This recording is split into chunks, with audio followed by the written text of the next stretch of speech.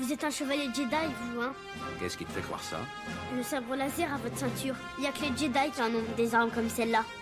L'arme noble d'une époque civilisée. Tu penses à la prophétie de celui qui apportera l'équilibre à la force? Tu penses qu'il peut s'agir de ce garçon? La force? Oui, la force qui donne au chevalier Jedi son pouvoir. C'est une sorte de fluide créé par tout être vivant, une énergie qui nous entoure et nous pénètre et qui maintient la galaxie en un tout unique. La peur est le chemin du côté obscur.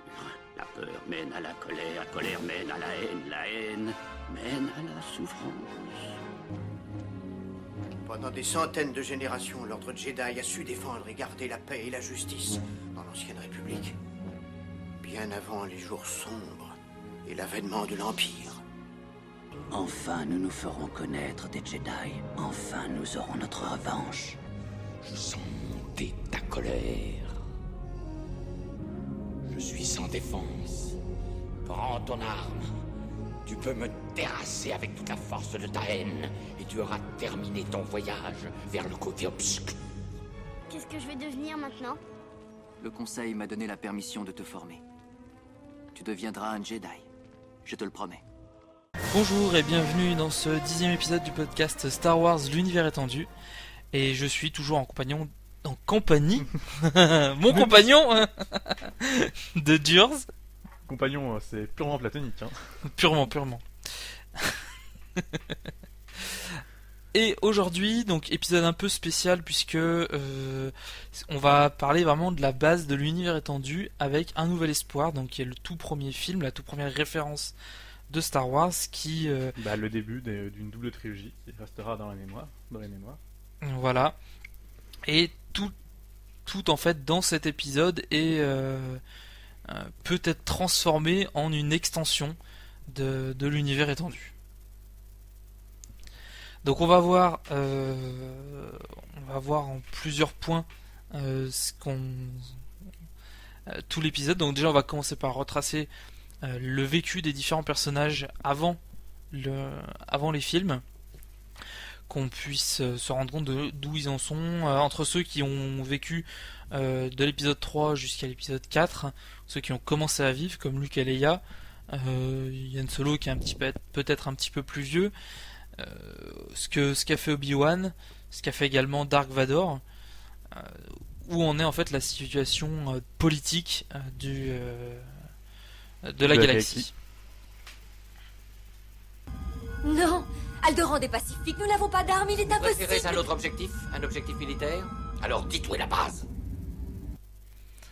Alors, la galaxie, en fait, pendant 20 ans, c'est l'Empire qui a pris le contrôle.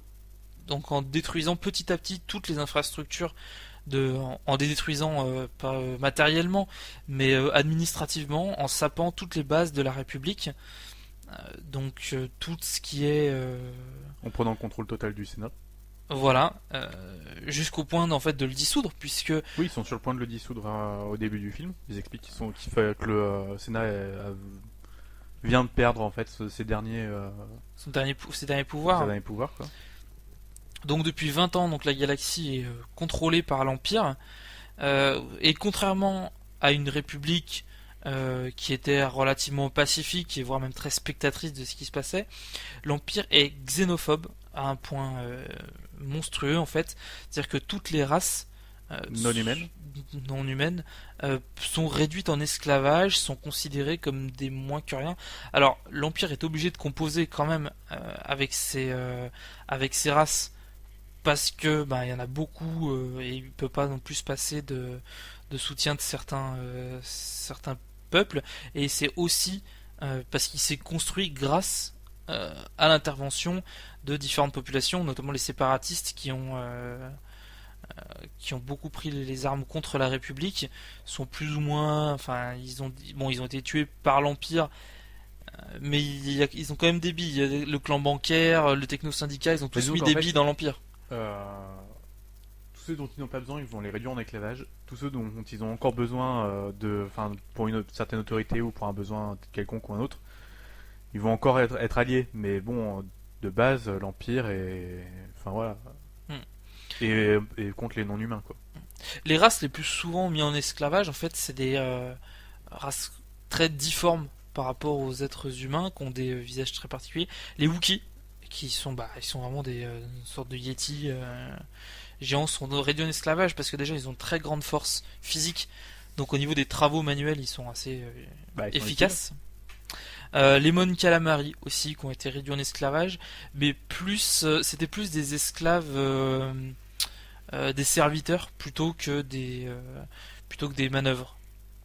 Donc on citera notamment l'amiral Akbar, qui a été l'esclave du grand Moff Tarkin, avant en fait d'être libéré, de rejoindre la rébellion et de devenir donc l'amiral qu'il est.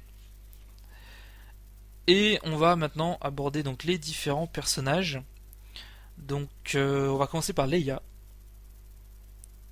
la jeune princesse Leia, parce que c'est l'histoire sans doute la plus courte, parce qu'elle n'a pas fait énormément de choses. En fait, tout ce qu'elle a fait, c'était dans une optique précise. Son père et sa mère biologique étaient membres fondateurs de l'Alliance rebelle, avant même la fondation de l'Empire. Et de ce fait, elle a un peu hérité de la volonté de son père de s'opposer. Son père qui est resté sénateur très longtemps, qui s'est opposé au maximum aux avancées de l'Empire. On peut dire qu'il le fait d'ailleurs toujours.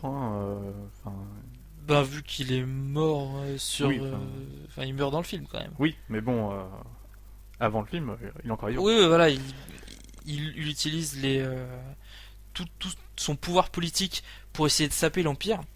Et Leia va aller vraiment plus loin puisqu'elle va rejoindre la rébellion. On retrouve pas ça dans des romans, j'ai pas vraiment eu trop de romans là-dessus. Les BD, c'est plus un format qui s'y rapporte puisque c'est des formats courts en termes d'histoire. On voit souvent Leia qui donc déjà c'est une enfant très turbulente qui a manifesté comme son frère très tôt des pouvoirs liés à la force, qui ont été plus ou moins masqués. C'est quand même un personnage qui a beaucoup de caractère. Énormément. Et elle foutait un bordel monstre chez elle. Elle avait des sœurs aînées qui étaient les filles biologiques de Bail Organa. Et c'était un foutoir pas possible. C'était un monstre. Et elle a mené plein d'actions politiques et plus ou moins militaires sous couvert de son activité de sénateur. C'est-à-dire que avec son immunité parlementaire, son immunité diplomatique, elle pouvait accéder à des territoires contrôlés par l'Empire qui étaient normalement interdits d'accès sous couvert de missions humanitaires pour transporter des armes, des informations à destination de l'Alliance rebelle. C'est justement ce qu'elle fait quand on la voit au tout début du film, du coup, elle est en voilà. train de transporter des plans qui ont été volés pour... Parce que pour elle, en fait, c'est vraiment... une mission comme une autre. Bon, c'est vrai qu'elle se fait un peu arrêter par Dark Vador et le Moff Tarkin, mais à la base, elle menait réellement des missions humanitaires et sous couvert de ces missions, elle participait à la rébellion. Il n'y a pas grand chose de plus à en dire sur ce personnage puisque elle va faire ça quasiment toute sa vie. En plus, elle est très jeune, elle a 20 ans, une vingtaine d'années, 19 ans. Donc c'est pas très simple de tout décrire tout son passage. Elle fait partie de la noblesse aldéanienne. Je veux dire, à l'inverse de Han Solo, on va voir maintenant, qui lui a eu une enfance beaucoup plus perturbée. Déjà, il ne connaît pas ses parents. Il a toujours été très indépendant. L'orphelin, c'est un grand classique quand même. Oui, et justement, c'était ça fait partie en fait de sa personnalité. Il a rejoint un équipage de contrebandiers, c'est la bande de Shrike, qui pour survivre parce qu'il a dû trouver un petit boulot, et il a été élevé par une Wookiee. Donc ce qui explique d'ailleurs qu'il a de très gros liens avec Chewbacca et qu'il arrive à le comprendre, c'est que pendant plusieurs années, Chewbacca a été élevé par une Wookiee qui était la cuisinière, je crois, de la bande. Chewbacca, il est Solo. De quoi? Et Chewbacca, il a été élevé par une Wookiee. Je suppose que oui, parce qu'il est Non, Yann Solo a été élevé donc par c'est Diulana qui était la cuisinière, je crois, de la bande de Shrike, du vaisseau. Il est devenu par la suite un bon pilote, un très bon pilote, notamment sur les courses de soupe. Alors les soupes, c'est l'équivalent des motojets. C'était un truc à peu près équivalent. Il était très très bon, il a gagné plusieurs prix. Et d'ailleurs les fonds, enfin le Shrike qui était très contente que son poulain lui rapporte autant d'argent. Pour info, le vaisseau de Shrike s'appelait le Bonne Fortune. Quand il a 19 ans, Anne décide de s'enfuir. Et bon, bien sûr, Shrike ne veut pas puisque c'est un mec qui lui rapporte quand même pas mal d'argent. La Wookiee s'interpose et se fait tuer. Bon, elle a quand même arraché un bras au frère de Shrike. Hein, donc c'est encore une petite anecdote, au fait que les Wookiees aiment bien arracher les bras des gens. Mais je pense que c'est un hobby. Ils doivent se dire, tiens, on va faire quoi aujourd'hui? On va arracher le bras des gens. Voilà, un peu plus tard, il va reprendre du service en tant que contrebandier sous le cartel des Hutt, mais pas sous le nom de Han Solo, sous le nom de Vic Drago. Et au cours d'une mission, il va rencontrer une jeune femme qui s'appelle Bria, et en la libérant, il va faire exploser une sorte d'usine d'épices. Alors l'usine d'épices, c'est comme les labos de drogue, en fait, c'est à peu près la même chose, c'est à plus grande échelle. Du coup, Vic Drago est fortement recherché par le cartel des Hutt. D'ailleurs, c'est l'objet de 3 romans, qui est de la trilogie de Han Solo. Je crois qu'il y a... Faisons simple. Il y a le Gambit du Hutt, le Bagne des étoiles, et je me souviens plus du troisième roman, où en fait ils vont... D'ailleurs, il est déjà avec Chewbacca, je crois, sur cette période. Chewbacca était un esclave de l'Empire. Qui a été sauvé par Han Solo. Alors, et du coup, Chewbacca lui voue une dette de vie, c'est pour ça qu'il l'accompagne partout après. Je dis une erreur, il n'était pas avec Chewbacca, il le rencontre bien après. Après justement avoir utilisé le pseudonyme de Vic Drago et s'être aliéné le cartel des Hutt, Han Solo rejoint l'Académie Impériale. Il a vraiment pour habitude de se faire quand même des ennemis, j'ai l'impression. Non, mais les Hutt l'aiment bien jusqu'à ce qu'ils deviennent plus très utiles. Mais bon, c'est une forte tête. Donc il rentre à l'Académie Impériale pour améliorer ses talents de pilote. Il obtient de très très bons résultats. Mais ça reste quand même un bon casse-cou, donc il a un peu de mal à suivre les ordres. D'ailleurs, tout à l'heure on disait que chaque élément du film, du premier film, est une source de l'univers étendu. Sur le pantalon de Han Solo, il y a une ligne rouge qui suit en fait la jambe. C'est une ligne de sang. Ça fait partie d'une sorte de récompense ou de distinction pour un pilote impérial ayant accompli un fait d'armes particulier. Et donc quand même ils vont aller chercher loin alors. Voilà, donc c'est vraiment, enfin je veux dire, sur juste un élément de décor, ils ont tiré un élément de style, mec. Voilà, ils ont tiré toute une partie de l'univers étendu. Donc quand il est sur la base, à l'Académie Impériale, il prend en pitié un jeune Wookiee, un esclave Wookiee, parce que je ne pas vraiment, mais pour l'âge d'un Wookiee ici, c'est Chewbacca, et il le libère. Donc Chewbacca contracte une dette de vie, et il restera avec lui jusqu'à la fin. D'ailleurs, on connaît pas la fin de Han Solo. Mais on connaît la fin de Chewbacca. Oui, mais tu viens de révéler que Chewbacca était mort. Désolé. Oh le spoil. Non, pas dans les films, voilà. Donc après, les deux amis s'établissent comme contrebandiers. Il y a beaucoup de bandes dessinées qui montrent Han Solo et Chewbacca au cours de différentes missions. Mais donc c'est quand même deux personnages assez riches qui ont beaucoup bourlingué pendant longtemps, donc c'est évident qu'il y a beaucoup plus de choses là-dessus que sur Leia ou sur notamment Luke Skywalker, qui lui a vécu une vie assez paisible en fait en tant que fermier sur Tatooine, quoi. Ah, paisible, c'est pas tout à fait le mot, hein, donc on verra ça après. Et donc au fil des missions, ils se sont fait remarquer par le cartel des Hutt, encore une fois, mais cette fois dans le bon sens, et notamment par Jabba. Et Yann deviendra un des meilleurs contrebandiers au service de Jabba jusqu'à juste avant l'épisode 4 en fait, où Han Solo est obligé de se faire raisonner par l'Empire. Il est obligé de larguer sa cargaison dans l'espace. Cargaison qui valait du coup beaucoup de Voilà, valeur. assez énorme. Et du coup, il devient débiteur de Jabba. Donc en fait, c'est et ce qui devient très dangereux. Autant quand un Hutt vous doit quelque chose, ça va. Quand c'est vous qui lui devez quelque chose, c'est plutôt dangereux. Ben, disons que les Hutt veulent récupérer ce qui est... Tout à fait, ouais. Troisième personnage, Luke Skywalker. Donc on en parlait il y a 30 secondes. Alors c'est lui qui a eu l'enfance la plus paisible, on va dire, parce que, bon, effectivement, il a été élevé en tant que fermier, mais par deux personnes qui l'ont élevé, donc son oncle et sa tante. voilà.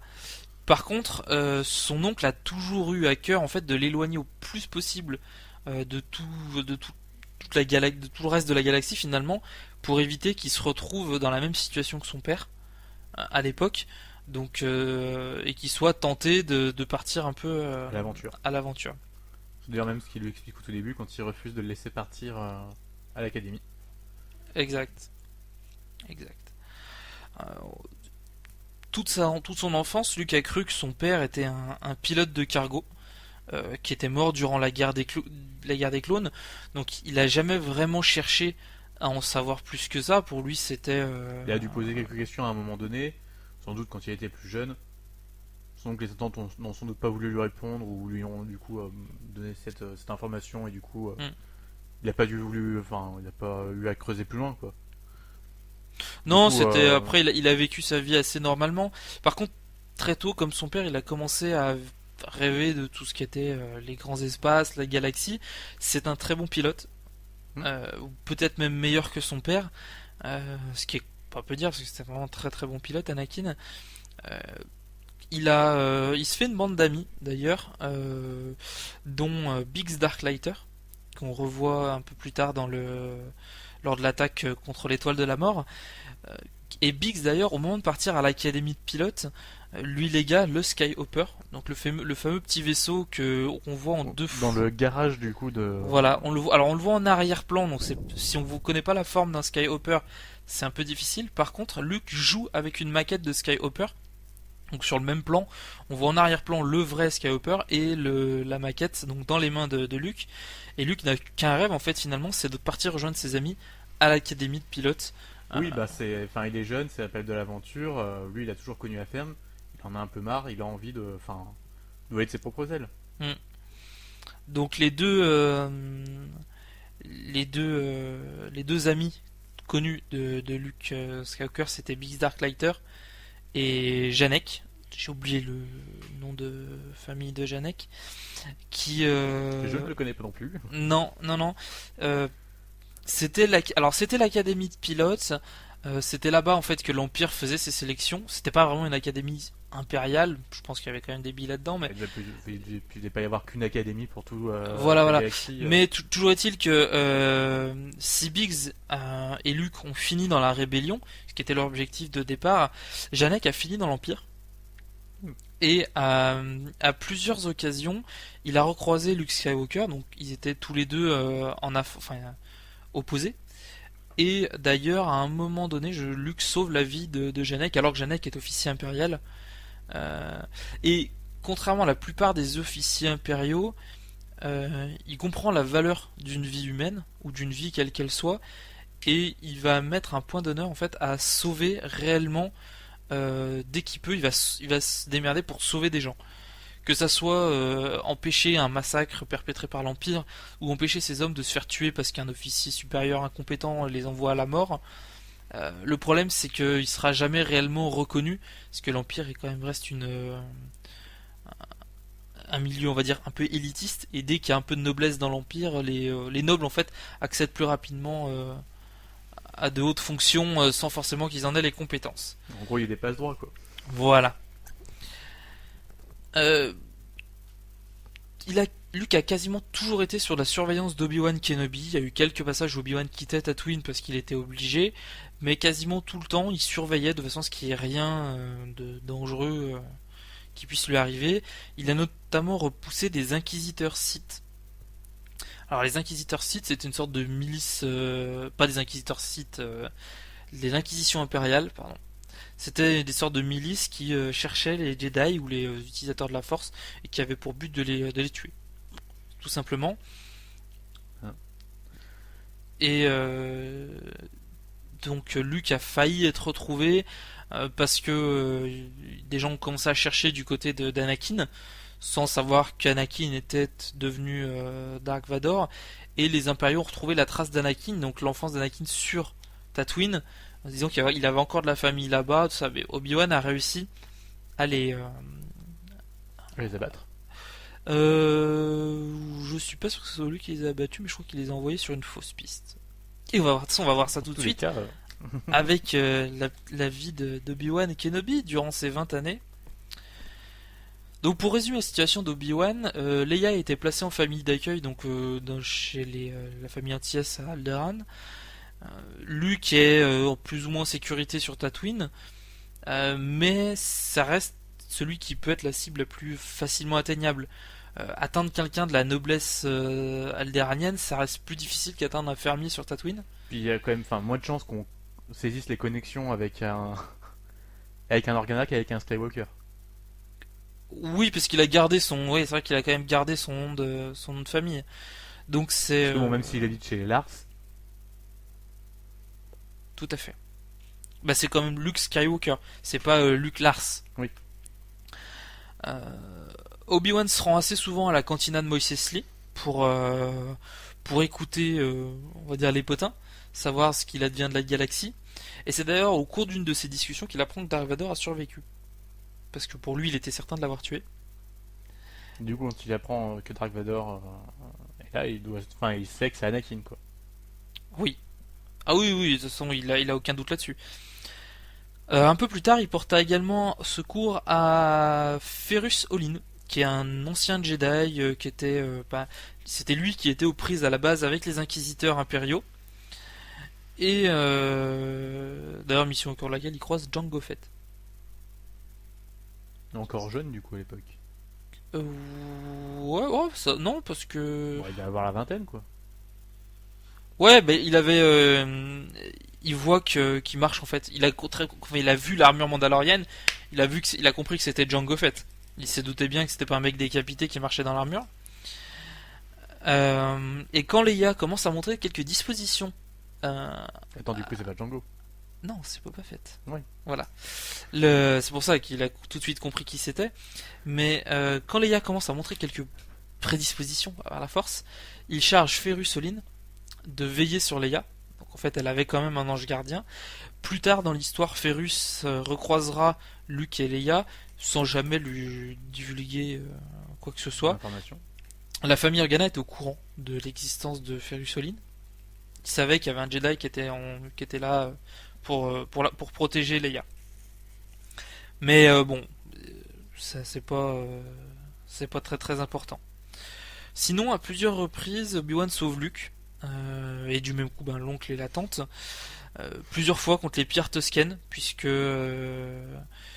ils ont attaqué la ferme des Lars. À leur tête, il y avait justement Asharad Hetz, qui était un ex-Jedi, qui était revenu dans sa patrie. Alors c'est un humain adopté par des Toscanes, mais avec le cause de leur sorte de bandage autour de la tête et leur masque respirateur, ils voient pas leur véritable tête. Donc pour les Toscanes, c'était réellement un Toscane, c'était pas un humain. Quand Obi-Wan... D'ailleurs, est-ce qu'un seul jour on voit vraiment le visage d'un Toscan? Non. Ça fait partie du mystère. Comme un Jawa. J'ai jamais vu la tête d'un Jawa. Au cours du duel, Obi-Wan tranche le bras de... Tu as toujours une histoire de démembrement, hein, tout le temps. Toujours. Tranche le bras de Hetz et il lui enlève son masque. Les Toscanes voient que leur chef n'est pas l'un des leurs. Et ils s'en vont. Donc Dark Maul fait également une petite réapparition. Ah ouais, quand même. Ouais, mais il est pas mort, hein, Dark Maul. Du coup, les bras ou les jambes du coup qui viraient? Le haut, les bras. C'est la tête et les bras qui reviennent.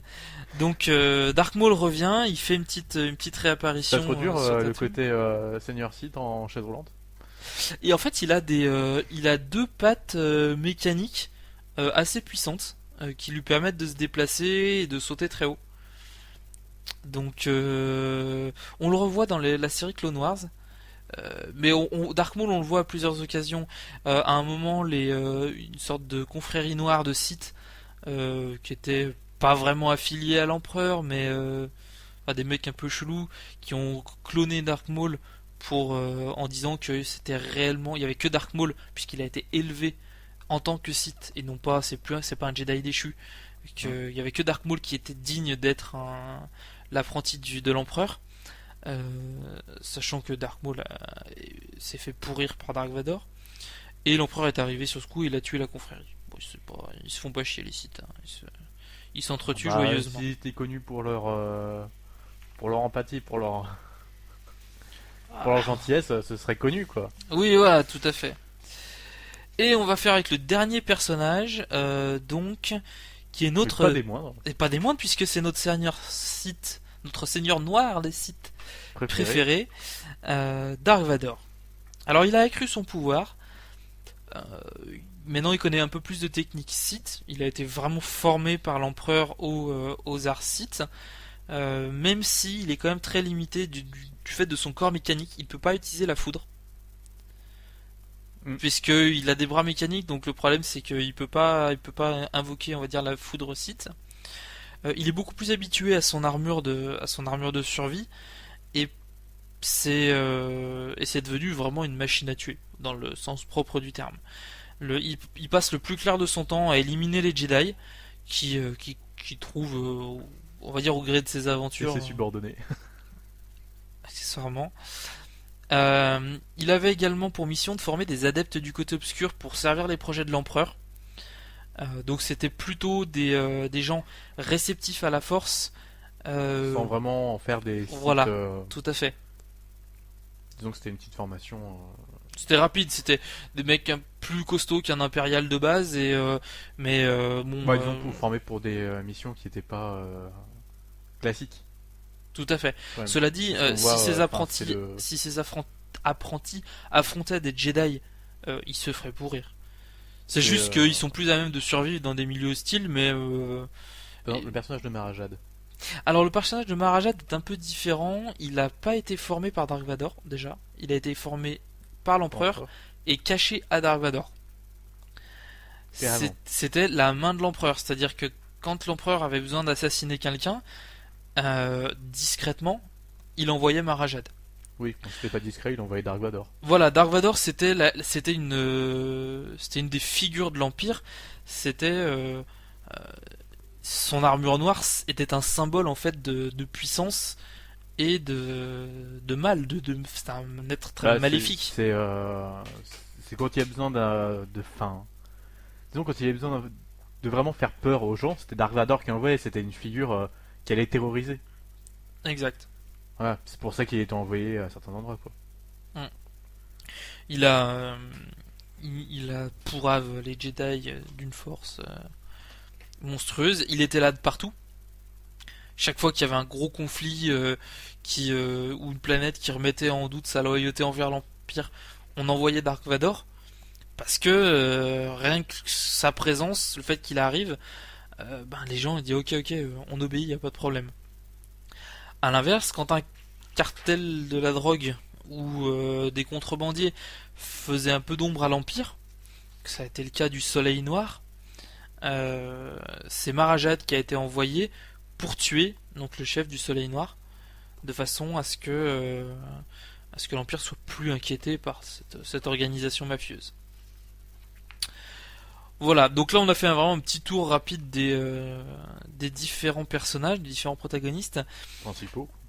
Ouais, principaux. Après, c'est vrai que dans le film, on en a un bon paquet d'autres qui sont visibles, mais on va pas tous en parler parce que on prendrait des heures. Faut savoir que chaque personne qui a ne serait-ce que 2 mots à prononcer dans le film a un nom. Voire même des personnes qui même ne prononcent rien et qui ont chopé des noms avec l'univers étendu. Donc parler de toutes les personnes présentes dans le film, ça serait très long. extraordinairement compliqué surtout. Je veux dire, il y a juste l'espion, l'exemple typique, c'est l'espion impérial qui avertit les patrouilles impériales donc que Luke et Obi-Wan sont vers le Faucon Millenium, là, le truc c'est une sorte de Oui, trompe une et qui fait des gargouilles. Il a un nom, il a une histoire, alors qu'on le voit 5 secondes dans le film. Dans le film, ouais. C'est pareil, le barman qui dit on sert pas ces choses-là en parlant de 6PO et DR2, il a un nom, il a une biographie, on sait où il est né, on sait qui il a fréquenté, on sait toute sa vie. Alors que le gars, il parle, il donne une phrase. Donc, En même temps, il tient quand même la cantina la plus dangereuse de la galaxie. Oui, oui, oui. Et Je pense que c'est pas n'importe qui non plus. non, il a participé à des choses un peu bizarroïdes d'ailleurs, aux côtés de... Il a rencontré Aura Singh, qui est une tueuse de Jedi. Après, je suis pas très fort en anglais, donc j'ai pas pu faire la traduction, mais mais il parlait de sang-froid et d'assassinat, donc je suppose que c'est pas non plus un mec qui est tout blanc. Et donc là, c'est vraiment les années noires de l'Empire. Et fort heureusement pour nous, il y a un nouvel espoir. Eh bien, qui s'amène, je préfère une vraie bagarre à ce jeu de cache-cache à la noire. Donc, début du film, hein, on arrive donc sur notre fameux plan du vaisseau spatial avec le Tantive 4, donc qui est le vaisseau consulaire de la princesse Leia. D'ailleurs, une réplique ou voir le même vaisseau que ce qu'on voit à la fin de l'épisode 3, avec le même décor, tout pareil, qui se fait arraisonner par l'Empire. Et on découvre donc nos copains androïdes, C3PO, C6PO selon les versions, et R2D2 qui sont qui vident très bien les lasers d'ailleurs. Il y a des couloirs. Ils ont beaucoup de chance. Hein. Mais d'ailleurs, c'est vrai que c'est pas, ils l'ont fait plusieurs fois dans le film. Je crois R2D2 quand ils traversent l'arène de Geonosis ou des trucs comme ça. Ils arrivent à tout esquiver. Et ils atterrissent sur Tatooine. Tatooine, planète qu'on retrouve dans 5 films sur les 6. Donc c'est vraiment l'une des planètes centrales en fait de l'univers étendu. Déjà parce que c'est là-bas qu'Anakin est né, qu'il a grandi en tant qu'esclave. C'est là-bas qu'il y avait sa mère, que l'oncle et la tante de Luke vivent, et que, du coup que Luke a été élevé. C'est aussi là que du coup que Obi-Wan, parce que Luke était là-bas, que Obi-Wan a grandi. Donc on va la revoir. Non, Obi-Wan a vieilli, plutôt que grandi. Oui, bien sûr qu'il a vieilli. Il n'a pas vraiment grandi, mais du coup. Il était déjà grand. Voilà. Et Tatooine, donc, qui est une planète de sable, hein, avec une très grosse population bizarroïde. Tatooine, il y a plein de légendes qui circulent sur ces monstres et ces créatures.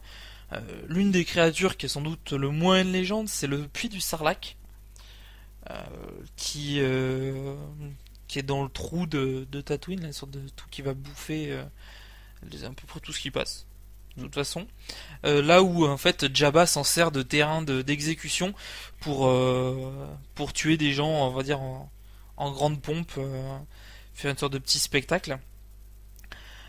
Et une autre légende de Tatooine, c'est le Dragon Crate. Dragon Crate dont Obi-Wan imite le cri quand il veut faire fuir les Tusken qui ont attaqué Luke. C'est une sorte de... C'est pas réellement dragon dans le sens où il peut voler, mais c'est une sorte de lézard géant qui pique vraiment. Vraiment, c'est un truc assez monstrueux. D'où le fait que les pillards Tusken s'enfuient quand ils entendent le cri, voilà, parce que c'est assez méchant. Qu'affronter un Dragon Crate. Alors je sais pas Est-ce qu'on la voit du coup beaucoup cette planète dans l'univers étendu? Oui. C'est quand même un point assez éloigné du centre de la galaxie. C'est une planète qui paraîtrait un peu paumée. Eh ben, on la voit dans Night of the Old Republic, premier du nom, où en fait, ben justement, on va affronter. Enfin, on a plein de quêtes sur cette planète, mais on affronte justement un Dragon Crate pour récupérer une perle, parce que Dragon Crête apparemment ils ont une perle dans la tête. Alors bon, après c'est des éléments de jeux vidéo, c'est plus vraiment un élément d'univers étendu. Toujours est-il que pour l'avoir affronté, ça fait mal. On la voit également dans The Old Republic, le MMO. Et on peut d'ailleurs approcher le puits du Sarlacc. Et de mémoire, c'est le seul jeu vidéo où on peut approcher le puits du Sarlacc. D'ailleurs, il y a même une quête qui est établie où des personnes sont en train justement d'y être digérées pendant 1000 ans par le Sarlacc, et du coup il faut envoyer une grenade biologique pour en fait tuer les gens et les achever, et qu'ils ne meurent pas et qu'ils ne soient pas digérés pendant 1000 ans. C'est très humain comme quête. Bah disons que c'est un des coéquipiers justement des personnes qui sont en train de se faire digérer qui dit je peux pas supporter de les laisser se faire digérer pendant 1000 ans. Après ils auraient pas survécu pendant 1000 ans, mais bon... Ah bah c'est la... Enfin c'est la légende quoi qui tourne, hein. Comme quoi ils sont digérés pendant 1000 ans. Hein. Oui, enfin, mais je veux dire, les bonhommes, on va dire que si dans l'absolu, ils meurent au bout de quelques jours, voire mois s'ils ont vraiment pas de chance, mais... Ah moi je sais pas, hein, mais c'est ce qui se dit. Hein. Ah ben, je sais que les sucs gastriques du Sarlacc arrivent quand même à ronger l'armure de Boba Fett. Oui. Puisque, d'ailleurs, Boba Fett ne meurt pas dans le puits du Sarlacc. Résistant. Il va survivre, grâce à son jetpack, il va pouvoir s'en sortir. Mais il sera fortement blessé parce que il aura la peau à moitié brûlée. Enfin, c'est un truc assez horrible. Où c'est qu'on voit? Je crois qu'on la voit aussi dans le jeu vidéo. Pas autre chose que les jeux vidéo. Ah si, parce que dans les jeux autres que dans les jeux vidéo, t'as des bouquins et des bandes dessinées. Dès que tu as une référence à l'enfance de Luke, c'est dans Tatooine. Obi-Wan c'est pareil. Je dis le passage avec Dark Maul, c'était une BD en France aux éditions Delcourt, hein, toujours, parce que c'est eux qui ont la licence. Donc c'est un peu... Si, Tatooine fait vraiment partie de l'univers étendu et on la voit très souvent. Très très souvent. D'ailleurs, il est dit que Luke retourne sur Tatooine pour forger son deuxième sabre laser. Il va retourner dans la maison d'Obi-Wan. C'est là d'ailleurs qu'il trouvera les plans de fabrication d'un sabre laser. Et qui va pouvoir construire le sien. Et ainsi terminer sa formation. Oui, tout à fait. On a la légende d'Anakin également, qui est un peu...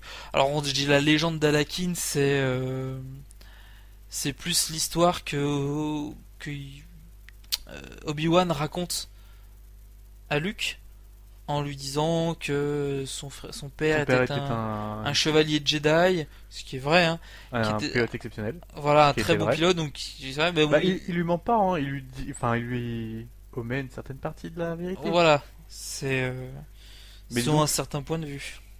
Voilà. Donc on a cette légende en fait qui va énormément suivre Anakin, qui va... Disons que quand les films sont sortis, quand le premier film est sorti, on n'avait que la parole de Obi-Wan. On ne savait pas qu'Anakin était Dark Vador. En parallèle, il y a la légende de Dark Vador qui fait qu'on a cet homme assez mystérieux qui a apparemment subi un accident parce que il porte une armure qui le maintient en vie, donc c'est voilà, donc c'est quelques éléments d'histoire. Je pense que c'est des éléments qui servent à forger les légendes des personnages, notamment celle de Dark Vador. C'est en gros, ce mec, malgré tout ce qu'il a vécu, il est encore vivant. Bon, ok, il se sert d'une armure, mais le mec, il est encore vivant, quoi. Il a vaincu la mort. Pour Dark Vador. Maintenant, quand on voit que Dark Vador, c'est la main de l'empereur, quoi. Ni plus ni moins. Alors, c'est un personnage qui est assez particulier, Dark Vador, parce qu'il n'y a pas non plus de rôle particulier dans le truc, mais...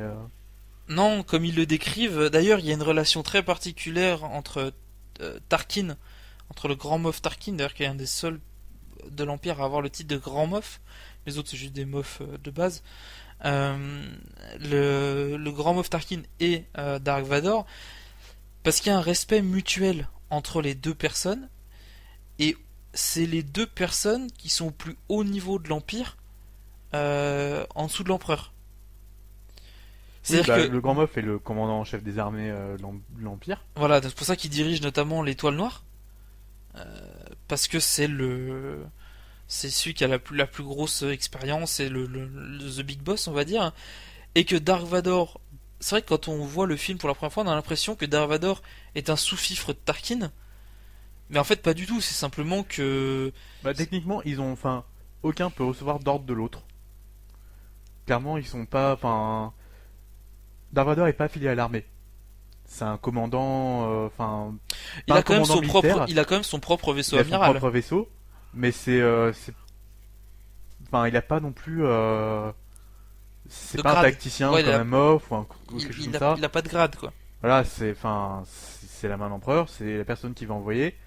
D'ailleurs, Techniquement, la main de l'empereur, c'est Marajad. Lui, ce serait plus le bras droit, mais écoute, si tu veux, c'est le bras droit de l'empereur. voilà. Mais disons que,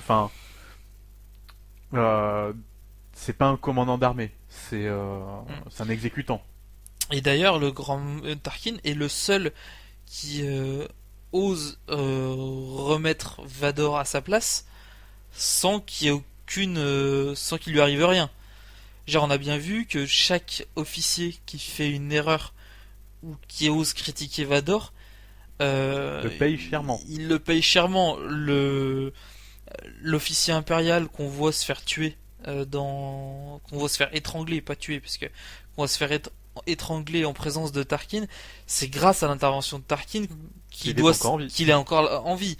Dark Vador se serait pas arrêté pour lui, donc il l'aurait tué, ça c'est clair et net. Après, il voulait vraiment, c'était plus pour impressionner que pour vraiment tuer, mais disons que quand Tarkin fait non, c'est bon, ça suffit, il fait bon, d'accord. Donc voilà, c'est un personnage un peu impitoyable qui recule devant rien, quoi. Je veux dire, il va jusqu'à tuer ses propres hommes. Il réhabilite la torture aussi. On voit dans le film les droïdes de torture, c'est le droïde sphérique qui va faire l'interrogatoire de la princesse Leia, qui était interdit du temps de la République. Il était interdit de posséder ce genre de droïde, et parce que c'était jugé trop inhumain. Enfin, c'était des droïdes de torture, quoi, bêtement. Oui. Et l'Empire réhabilite les droïdes de torture en disant tiens, si on torturait joyeusement les gens pour qu'ils nous avouent leurs secrets. Ouais, quand tu fais la guerre et une rébellion, ça peut être utile, hein. Voilà. Donc c'est vraiment je pense que c'est à la fois dans l'univers étendu et dans les films qu'on se rend compte que l'Empire est malsain à ce point-là. Au-delà de la figure noire de Dark Vador et de l'empereur. Et de l'empereur. Mais l'empereur, on le voit pas. Oui, on le voit pas dans ce film-là. On le voit pas. Il est juste cité par Tarkin. Il est vaguement évoqué en fait. Hein. Voilà. C'est ça. Enfin, le grand méchant de l'histoire est clairement Tarkin dans ce premier film. Oui. Et Dark Vador. Dark Vador est un exécutant de Tarkin dans ce film. Ouais, je sais pas. Non, je pense qu'il est là. C'est vrai qu'on pourrait se poser la question de pourquoi il est sur l'Étoile Noire. Il a rien à y faire particulièrement, puisque il est au même niveau que Tarkin, et que Tarkin est déjà là. Non, je pense qu'il est là parce que c'est lui qui a arrêté avec son croiseur. C'est lui qui a arrêté la princesse Leia, et que du coup, il rend compte à reste Tarkin en disant ce qui s'est passé. Quoi. Voilà, donc il lui renvoie d'ailleurs, il lui amène Leia. Tout à fait. Alors, qu'est-ce qu'on a d'autre dans ce film? Eh ben, tiens, restons dans le côté maléfique de l'Empire. Destruction d'Alderaan. Ouais. Hein? Dites-moi dites-moi où est la base rebelle où on fait péter Alderaan. Vous nous l'avez dit, on fait quand même péter Alderaan. Oui, Tarkin est clairement impitoyable. Hein. Je veux dire, il s'arrête pas pour si peu il avait envie de tester l'Étoile Noire. Ouais. Alors, après, il y a pas mal de choses qui sont répertoriées dans l'univers étendu. Déjà, le gros défaut, c'est qu'on n'a jamais vu Alderaan. Si ce n'est dans des récits, ou un petit peu dans des romans, enfin très rares. Mais il n'y a jamais eu de véritables histoires qui se sont déroulées sur Alderaan. Alors je dis des fois Alderaan ou Alderaan. Faut savoir que les deux orthographes sont possibles aussi. Je crois que c'est lié à cause de la traduction. Oui, ça doit être la traduction. Donc du coup, on fait un peu les deux. Enfin, Alderaan, du coup, on la voit dans Store. Ouais, exact. Voilà, on peut y faire du coup toute une pratique de mission et on y voit du coup un peu le système politique qui règne. Il y a plusieurs familles, plusieurs familles plus ou moins influentes. Qui ont une sorte de roi. Mm. C'est après c'est un système féodal. Bah ouais, c'est mais, pour ça que Leia est vraiment princesse. C'est pas juste un titre, elle est vraiment princesse. Mine de rien. Oui, ça voudrait dire que Bail Organa était roi. Forcément, mais ça fait partie, elle fait partie d'une famille D'une noble. de noblesse et du coup, ben voilà, là, Eh ben, en fait, princesse, c'est pas comme, les Organa ont été une famille dirigeante. Mais je crois que le roi est élu en fait. bah, il est élu justement par les familles, il me semble. Voilà. Donc du coup, c'est vrai qu'elles sont toutes. Par les toutes familles les et parmi les familles en fait. Voilà, toutes les filles de ces familles sont, Sont des princesses. Parce que techniquement, ils sont potentiellement des rois. Et du coup, bah voilà, c'est pas Voilà. juste. Et la princesse, justement, nous dit Alderaan est pacifique, nous n'avons pas d'armes. Alors, ça pourrait être con comme ça, mais c'est vrai. En fait, il se trouve que à un moment donné de leur histoire, Alderaan a dit on va se démilitariser complètement. Ils ont pris toutes les armes de la planète. Alors, après, je pense qu'il y a peut-être les gardes de sécurité qui en ont encore ou des trucs comme ça, mais c'est même pas certain. Ils ont- Disons qu'il n'y a plus aucune arme on va dire de niveau militaire, à mon avis. ils ont pris toutes les armes de la planète, ils les ont mis dans un vaisseau et ils ont envoyé le vaisseau Comment vers tu une sais que le bonhomme il a un destination. blaster dans son placard? Non, mais ça c'est normal. Après, c'est comme tout, les armes sont prohibées, mais bon, t'as toujours des gens qui en ont, quoi. C'est. Faut d'ailleurs remarquer que il n'y a pas d'interdiction de porter un blaster. Dans ce... Les gens cachent pas qu'ils portent des armes. En même temps, qu'il y a dans le film, on les voit porter des blasters et ça jette personne. Ouais, tous les personnages.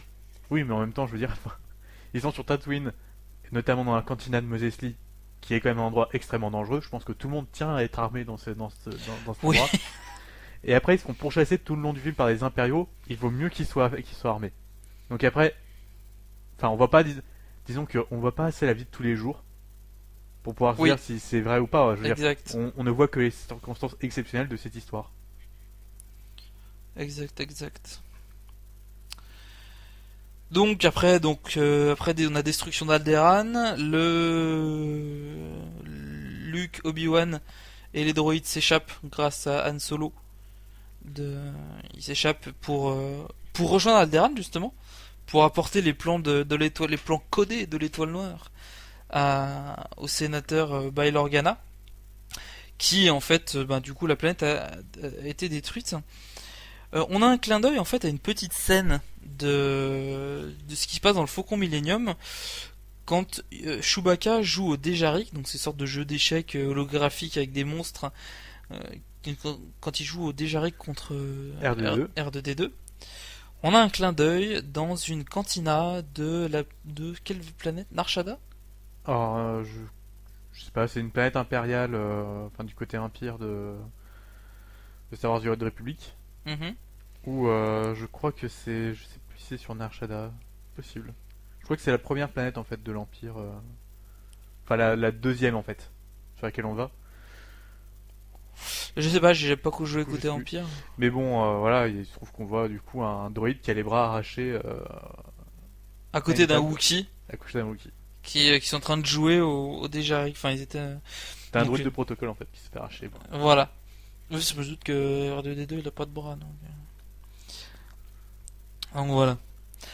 Un peu plus tard dans le film, on a une autre référence à... Alors, là c'est pareil, c'est ces sortes de petites phrases, de petites références qui ont donné naissance à des récits de l'univers étendu. Quand Luke dit à Han Solo, au moment de monter dans l'ascenseur, on n'y voit rien avec ce casque. Parce qu'ils portent du coup des tenues impériales. Voilà. Et bien, il se trouve qu'il existe une bande dessinée humoristique où on a deux soldats. Alors en fait, c'est des soldats, ils sont plus toujours un peu là par hasard, ils essaient toujours de sauver leur peau et ils vont se toujours retrouver dans des situations mais complètement abracadabrantes. À un moment, ils vont être des soldats rebelles. Après, en voulant se faire passer pour des soldats impériaux, ils vont mettre les tenues de commando, les armures blanches. Et justement, ils vont se plaindre du fait que c'est avec ces casques-là, on n'a aucune vision périphérique. Et tout le long, en fait, tout le long de la bande dessinée, ils se foutent de la gueule des impériaux parce qu'ils ont aucune vision périphérique. Et j'ai trouvé cette bande dessinée très très drôle. Elle m'a fait beaucoup rire. D'autres bandes dessinées à la con où tu vois Dark Maul en étant enfant qui fait du skate sur Coruscant et du coup qui perturbe les passants. Et t'as Palpatine qui le fait, c'est bien mon petit, c'est bien. Mais c'est ce qu'on appelle en fait en dehors de l'univers étendu, c'est non canonique, c'est des BD drôles mais qui ont pas de réelle existence dans l'univers étendu. Qu'est-ce qu'on a d'autre? Le Dianoga. Alors la créature qui attaque Luke, Yann, Anne et Leia, surtout Luke et Chewbacca dans le compacteur à ordures de la station de l'Étoile Noire, c'est un Dianoga. C'est une créature qui est originaire de la planète Vobran, si je ne m'abuse, et qui a la particularité donc déjà de se déplacer, d'être transportable sous forme larvaire, parce qu'au bout d'un moment un Dianoga c'est assez gros, voire même carrément très gros. Et alors c'est une créature dangereuse quand elle est adulte, et très grosse. Sinon elle est très prisée parce que elle bouffe tout ce qui est organique. Donc les gens souvent quand ils en ont dans leur compacteur à ordures, ils en ont rien à foutre parce que tout ce qui est pas bouffé par le Dianoga c'est recyclable. Donc ce qui permet d'avoir un gros recyclage. Sauf que au bout d'un moment quand c'est gros, ça a besoin de bouffer beaucoup. Et il faut se méfier parce que ça bouffe des humains. Notamment il a essayé de bouffer Luke. Voilà. Oui, il a essayé de le bouffer. Après, c'est vrai que la taille, enfin, on voit que son œil, mais la taille du truc qu'on voit est assez petit. On en affronte un dans le jeu Shadow of the Empire, un truc très gros d'ailleurs. On en voit un autre dans une des BD Clone Wars où Kinlan Vos en fait est aux prises avec un Dianoga qui est très très très très gros et qui bouffe des humains. Pour son petit déj. Voilà. Qu'est-ce qu'on a d'autre? La base rebelle de Yavin 4. Alors cette base rebelle, elle a une histoire, puisqu'elle a été c'est un temple Massassi à l'origine, sachant que les Massassi c'est les descendants des soldats Sith de Nagasado qui ont un petit peu régressé, pas technologiquement, mais qui sont redevenus des gens un peu primitifs. Et sous l'influence d'Exar Kun, ils ont reconstruit des temples comme ça.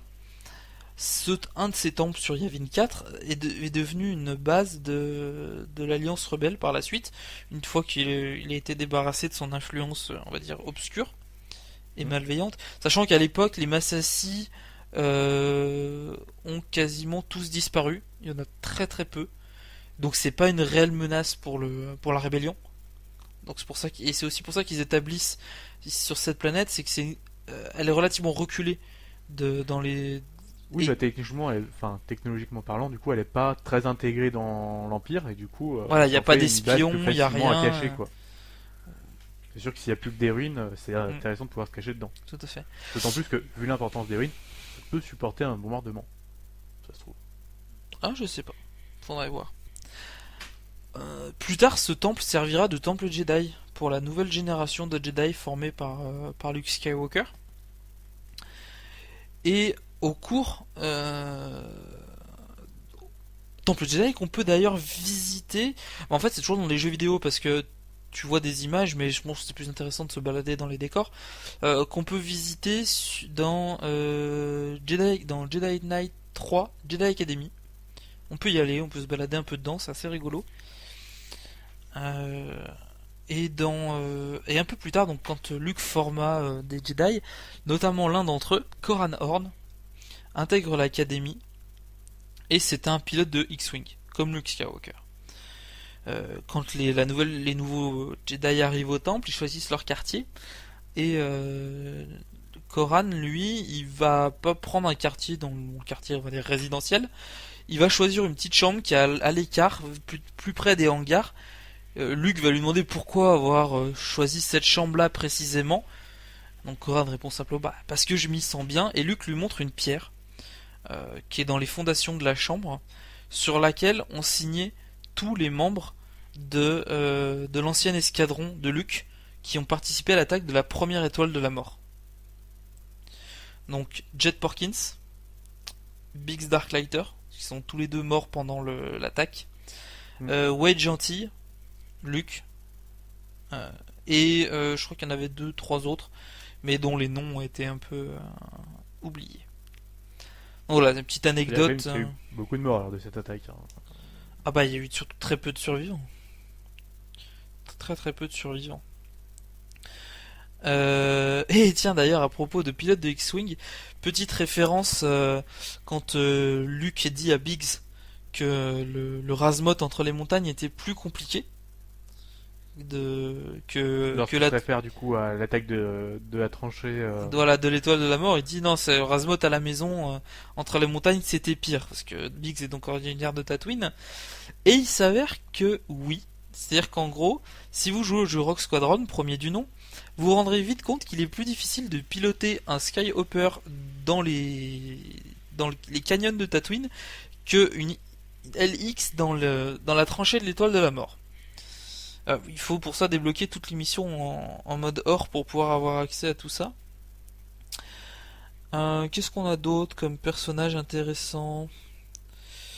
Si, on a un vieux, mais alors les vieux...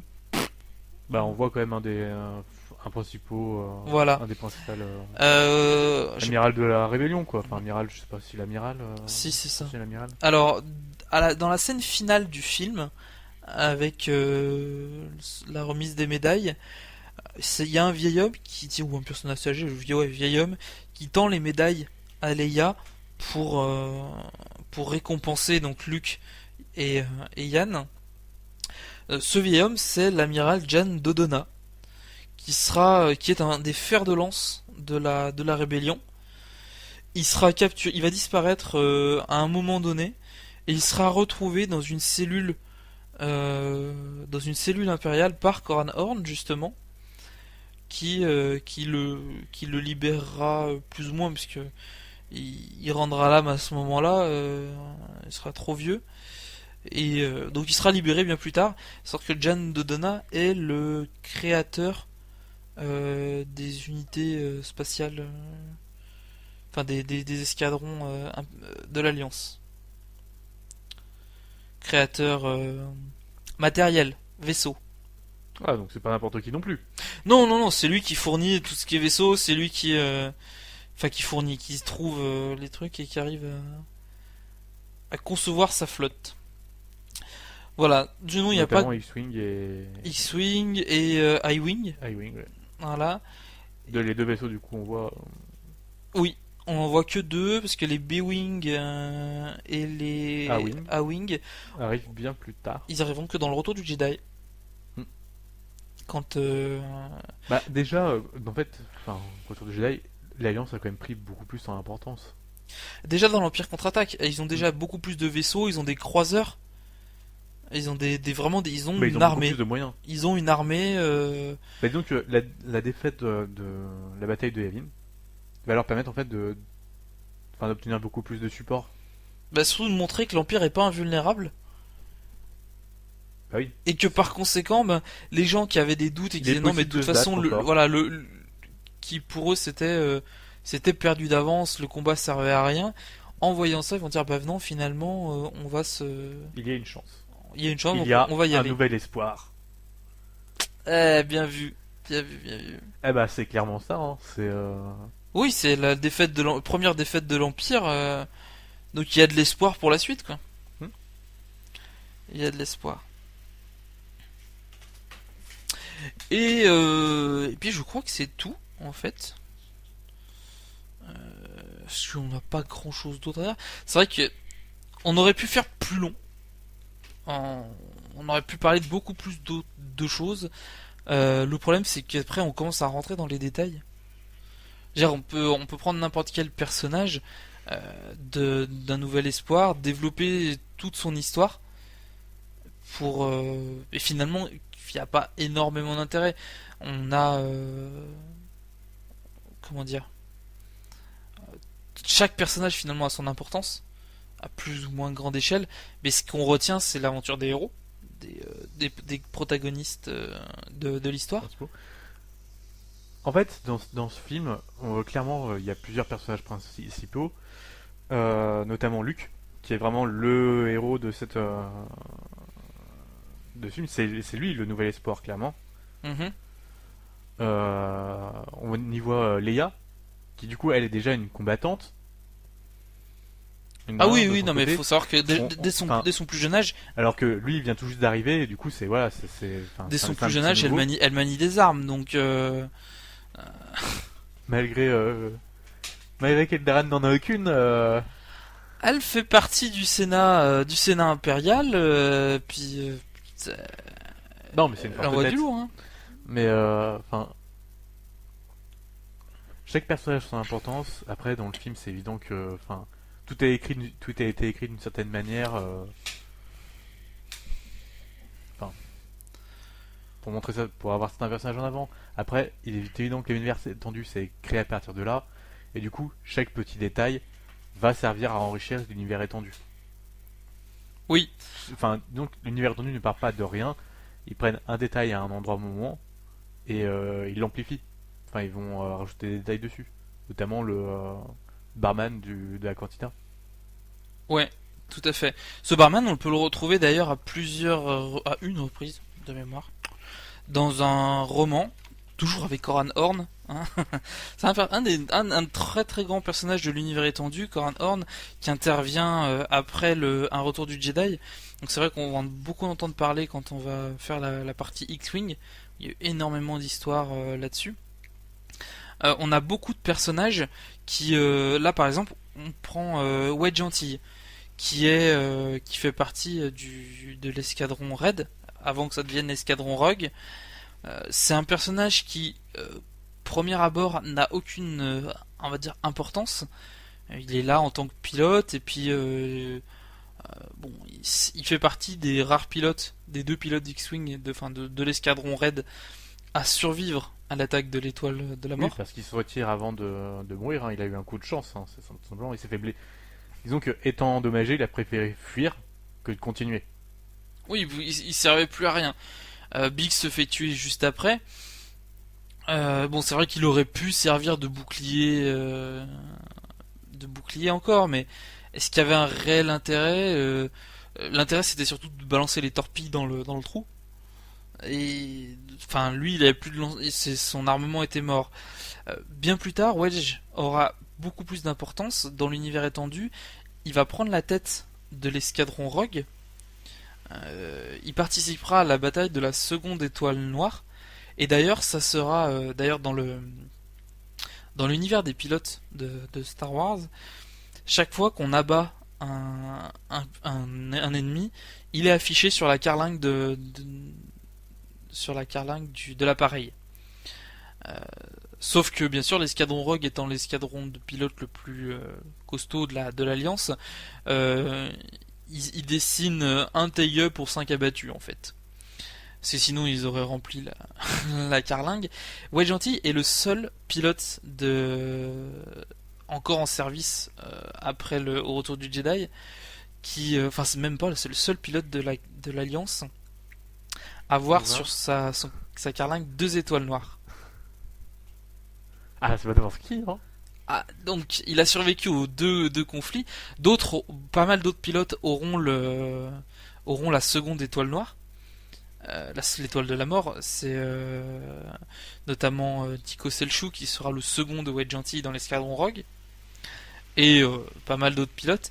Mais je veux dire, dans le film en lui-même, ce bonhomme il sert à rien.